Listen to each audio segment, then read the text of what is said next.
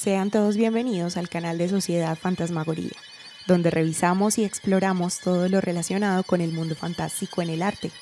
Recuerden seguirnos en nuestras redes sociales como Fantasmagoría, suscribirse a nuestro canal, darle clic a la campana de notificaciones y visitar nuestra página web festivalfantasmagoriamedellin.com. Continuamos con la serie Scream Queens y la revisión de la reina de todas las reinas de las Scream Queens, Barbara Seal.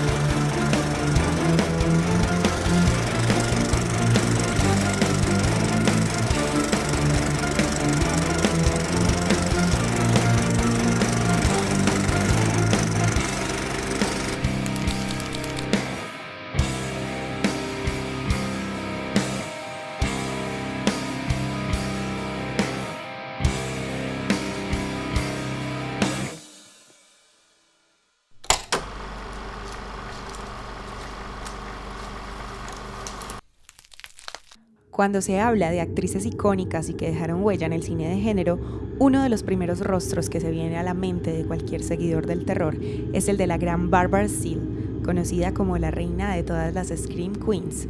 Aunque ella renegaba del terror porque nunca quiso encasillarse, se convirtió en todo un referente a través de los años y estuvo asociada siempre de forma más cercana al terror gótico italiano. La familia irlandesa de Bárbara emigró a Inglaterra, lugar donde nacería el 29 de diciembre de 1937 en Birkenhead, Cheshire. Desde pequeña se interesó por el arte, con predilección por el teatro y la pintura, pero se inclinó hacia la actuación estudiando en la Escuela de Arte de Chelsea, en la Escuela de Actuación de Summerhill y en la Escuela de Arte Dramático de Londres. Gracias a una de sus interpretaciones es reclutada por una agencia que no sabe aprovechar mucho su talento, aunque tiene sus primeras apariciones fugaces y pequeñas en algunas películas y series. Su debut en el cine viene con un papel menor en la película Battle of Hearts, de 1958 de Wolf Rilla.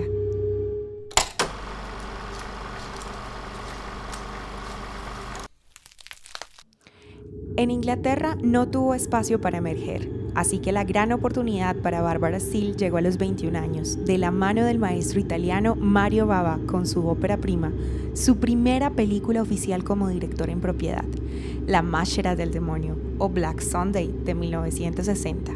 Es una película de culto, un clásico que la lanzó a la fama y le otorgó gran reconocimiento, pero también le dio origen a su encasillamiento. No solo en el género, sino en un tipo de personaje ambiguo, entre un ser maligno y otro puro y virginal, un enfoque que retomó de manera constante en sus trabajos posteriores. Con la fama y el éxito de la película de Bava, se abre un espacio en Hollywood sin gran repercusión. Hizo una película con Roger Corman, pero, aunque volvió a trabajar dentro del género, quiso buscar nuevos caminos y alejarse del terror. Así logró quedar en el casting de la reconocida 8 y medio de Federico Fellini, de 1962, en un papel secundario. Su trabajo con Fellini le generaría cierto orgullo que se compara y contrasta con algo de desdén personal por sus obras de terror en esa época. Bárbara no lograba instaurarse en esa visión que quería, por lo que regresó a Italia para su época más fructífera en el terror gótico, donde se instaura de forma definitiva como actriz de terror y Scream Queen. Trabajó con directores como Mario Caiano, Lucio Fulci, no en una película de terror, Antonio Margheriti, Sergio Corbucci o con el padre del género en Italia, Riccardo Freda, por recomendación de Mario Bava, quien emergió y colaboró junto a Freda en sus inicios.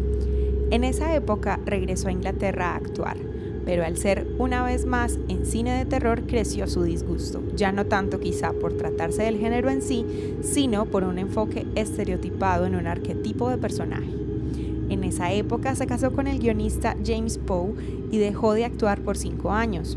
Al pasar el tiempo retomó su carrera trabajando de nuevo con Roger Corman, quien ejerció de director y productor en varios proyectos. Trabajó también con Jonathan Demme, con David Cronenberg, con Joe Dante e incluso con Louis Malle en Pretty Baby de 1978, año en el que se divorció.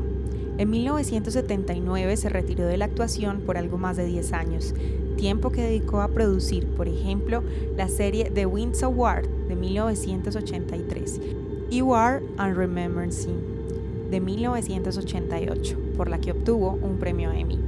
Regresó a la actuación y al género de terror con el remake de la serie Dark Shadows en 1991, con un personaje un poco autorreferencial e icónico respecto a su carrera, muy al estilo del tipo de humor que manejó la obra audiovisual. A partir de allí, trabajó esporádicamente hasta la actualidad en obras de género y con algunos realizadores que la tienen en cuenta también por su legado y con un alto grado de homenaje a su trayectoria. Tras su visión algo negativa en cuanto al cine de género años atrás, Barbara Steele aprehende entonces su carrera y arropa con orgullo su impacto en el terror, ya que además de haber ejercido influencia en el trabajo de otras actrices que seguirían sus pasos, también sus interpretaciones han dejado a través de los años una larga horda de fanáticos y seguidores del cine de terror que reconocen y alaban su legado.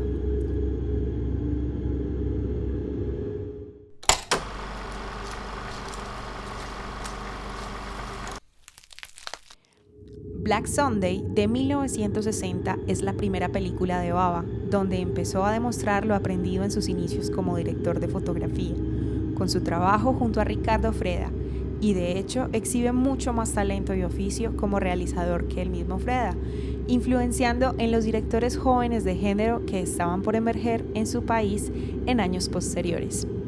La película se centra en una mujer que es quemada viva en la Inquisición y regresa de los muertos para vengarse y tomar posesión de una de sus descendientes, años después. No es la obra definitiva de Bava, pero destaca de entre la gran cantidad de obras góticas de los 60 en Italia. Steele creó una dualidad interpretativa interesante y llamativa, impactando con potencia gracias a su desempeño con dos personajes distintos y opuestos. Trabajó con Roger Corman en su clásico Pete and the Pendulum de 1961, una de las muchas adaptaciones góticas de Edgar Allan Poe que hizo el icónico director junto a Vincent Price y Richard Matheson. En el siglo XVII, un hombre viaja a España al enterarse de la muerte de su hermana. El esposo de ella, hijo de un inquisidor, le dice que ella murió de una enfermedad en la sangre. El hombre desconfía del esposo e investiga lo sucedido. Es una obra gótica interesante y una de las más populares de Corman de esta época. Bárbara no tiene mucho tiempo en cámara, pero logra transmitir desconcierto y su presencia llega a impactar positivamente. Su personaje se divide entre una personalidad aparentemente bondadosa del pasado y una más oscura y siniestra en el presente. The Horrible Dr. Hitchcock de 1962 la dirige Ricardo Freda, quien crea una película enfocada en el siglo XIX en Londres, donde un doctor con tendencias necrofílicas provoca la muerte de su esposa a través de una inyección de una anestesia experimental que creó, por lo cual se va de su mansión por varios años. Regresa con una nueva esposa, pero la presencia de su ex esposa ronda el lugar. En este caso no hay doble personaje para Steele, aunque la dualidad está presente con las dos esposas y se reitera el aspecto sufrido de sus personajes. Lo Spettro, The Ghost, de Ricardo Freda, de 1963, es la secuela de The Horrible Dr. Hitchcock, aunque son independientes una de la otra. El amante de una mujer asesina al esposo con la ayuda de ella, al no proporcionarle una inyección de un medicamento experimental que le estaba ayudando a curar su parálisis. La presencia del esposo parece rondar sus vidas en busca de venganza. Aquí la dualidad está presente con cómo se comporta la esposa, Barbara Steele, en un inicio y cómo es realmente, un ser manejado por la codicia y el interés. Danza Macabra, Castle of Blood, de Antonio Margheriti y Sergio Corbucci, de 1964, se centra en un periodista que acepta un reto originado por el mismo Edgar Allan Poe en una visita a Inglaterra, el que consiste en pasar la noche en una mansión aparentemente embrujada. El personaje de Steele esta vez tiene una tendencia bondadosa y es un fantasma que habita el lugar. El enfoque no es tanto hacia la parte gótica más terrorífica, sino que se acerca más hacia el melodrama, que también es característico del gótico en general. Il lungi capelli della morti, The Long Hair of Death, de Antonio Margheriti, de 1965, cuenta la historia de una mujer en el siglo XV que es acusada de brujería, y la queman viva. La hija de la mujer trata de velar la verdad sobre la muerte de su madre, pero es asesinada también por el mismo señor feudal. La hija más joven crece y se relaciona con el hijo del asesino, mientras la hija mayor regresará para vengar la muerte de su madre. Una vez más, Bárbara interpreta a dos personajes que exhiben dos polos opuestos, uno maligno y vengativo y otro benévolo y que sufre mucho en una obra aceptable, pero que realza hacia su clímax. Theater Creatures from the Grave, de Massimo Pupillo, de 1965, se adentra en un abogado que llega a una mansión donde acaba de morir su dueño, quien investigó por mucho tiempo a las víctimas de la plaga que habitaron la misma mansión. La esposa, la hija y otros personajes son atormentados por la presencia del difunto, que parece querer vengarse por su muerte y por un secreto alrededor de la misma. Bárbara esta vez se enfoca en un papel de villana y su contraparte es la hija, quien toma protagonismo con el abogado para tratar de revelar el misterio. Amanti di Ultratumba, Nightmare Castle, de Mario Caiano, de 1965, es otra obra gótica que explora la historia de un hombre que descubre que su esposa tiene un amante, por lo cual los tortura y asesina. Él planea quedarse con la herencia de su esposa, que era rica, junto a la cuidadora de la mansión.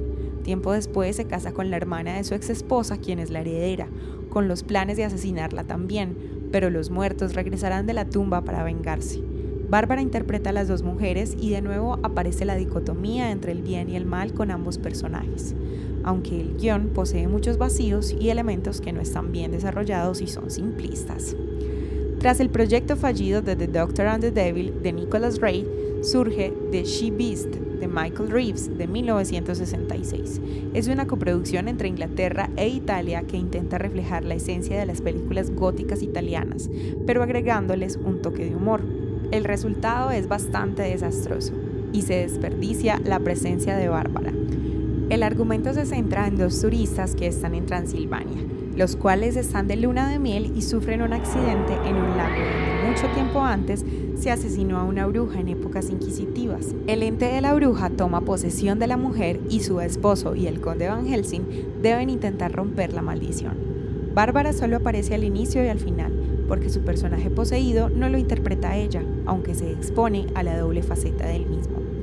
Un Angelo per Satana, An Angel for Satan, de Camillo Mastroquince, de 1966, cuenta cómo al final del siglo XIX un escultor viaja a un pueblo para restaurar una estatua que se encontró en un lago y que está asociada con un accidente y una aparente maldición. La hija del hombre que contrató al escultor llega al pueblo también y es poseída por el espíritu de una mujer que fue la generadora de la maldición. Esta vez, la ambigüedad interpretativa viene con esa doble personalidad de la mujer, que fluctúa entre su posesión y su personalidad real, ambas contrastadas. Además, que la ambigüedad también surge de si realmente está ocurriendo algo sobrenatural o no, por lo que es interesante el enfoque centrado en la psicología del personaje. Curse of the Crimson Altar de Vernon Sewell de 1968 es una obra gótica británica que se centra en un hombre que trabaja en una tienda de antigüedades y reliquias. Recibe además un extraño paquete de su hermano. El hombre decide viajar a la locación de procedencia del paquete al ver que su hermano parece haber desaparecido. Su investigación lo lleva hasta una mansión donde es bienvenido por su dueño y la sobrina del mismo, aunque los secretos y el misterio parecen rondar el lugar y sus habitantes. Bárbara es nuevamente desaprovechada y relegada a un papel menor que tampoco la hace destacar, pero la película además se acerca un poco al estilo de la Hammer, especialmente con el tema de los cultos, pero no logra un nivel significativo.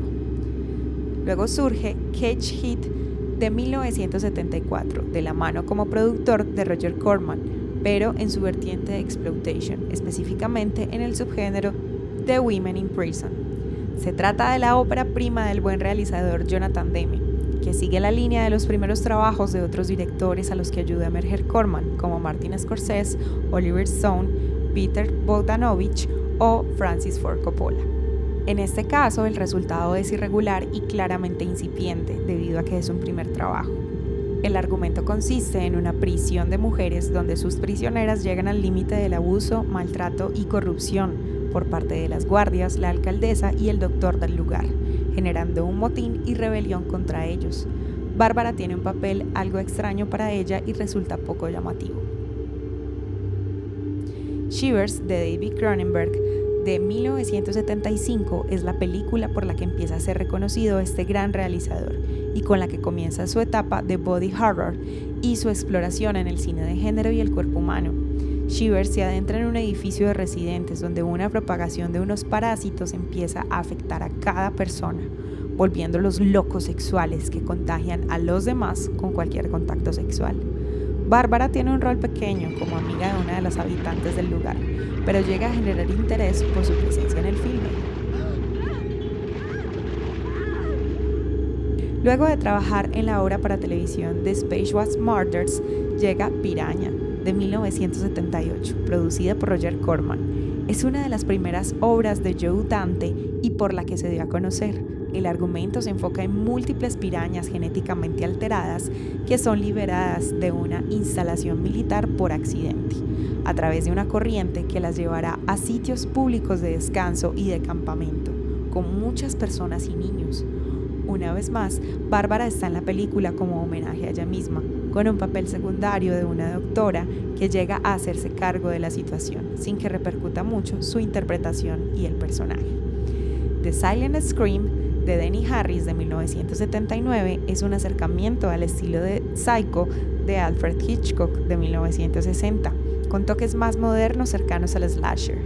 Una estudiante busca un lugar barato para alquilar, debido a que comenzará a estudiar en la universidad. Alquila una pieza de una gran casa al lado del mar, sin darse cuenta de que hay una presencia extraña, y los asesinatos de los residentes comenzarán a generar pánico y caos en el lugar. Bárbara tiene un papel algo menor, pero se resalta su presencia con alto impacto y con un papel distinto, además sin diálogos, de los que había hecho antes, bastante inquietante y perturbador. Luego de trabajar en la antología The Boneyard Collection, viene The Butterfly Room, de Jonathan Sarantonello, de 2012. Es una carta de amor al cine de terror y a sus referentes. En la película, una anciana vive en un edificio donde se dedica a disecar y coleccionar distintas variedades de mariposas. En su vida siempre hay niñas pequeñas a su alrededor, aunque su hija le dejó de hablar hace mucho tiempo. La cercanía con su pequeña vecina recordará y expondrá lo sucedido en tiempos recientes con una niña que iba a tomar clases de francés con ella, mientras se revelará lo mucho de su misteriosa y aparentemente oscura vida. El personaje de Steele es de nuevo inquietante, con un enfoque distinto y llamativo. Se destaca la presencia de otros íconos del género como Heather Langenkamp, Camille Keaton, Joe Dante o Ray Wise, entre otros. Es una obra interesante, aunque no llega a dar el mejor resultado como se esperaría, y se siente que pudo haber sido mucho mejor. Lost River, de 2014, es el debut en la dirección del actor Ryan Gosling y es también una obra plagada de referencias y amor por el cine de género. Es así que la presencia de Bárbara va en esa vía. Una familia intenta buscar ingresos para evitar que su casa sea desalojada en un pueblo apartado y deshabitado. La madre cabeza de hogar aceptará un trabajo en un lugar donde se hacen shows de gore y presentaciones macabras, mientras el mal, en distintas formas, empieza a rodear a los personajes. Bárbara es la abuela de una de las protagonistas, con un rol sin diálogos bastante fugaz y que pudo haber sido mejor aprovechado desde el guión. Esta película y su aparición en la antología Minutes Past Midnight son hasta el momento sus últimos trabajos en largometrajes de género.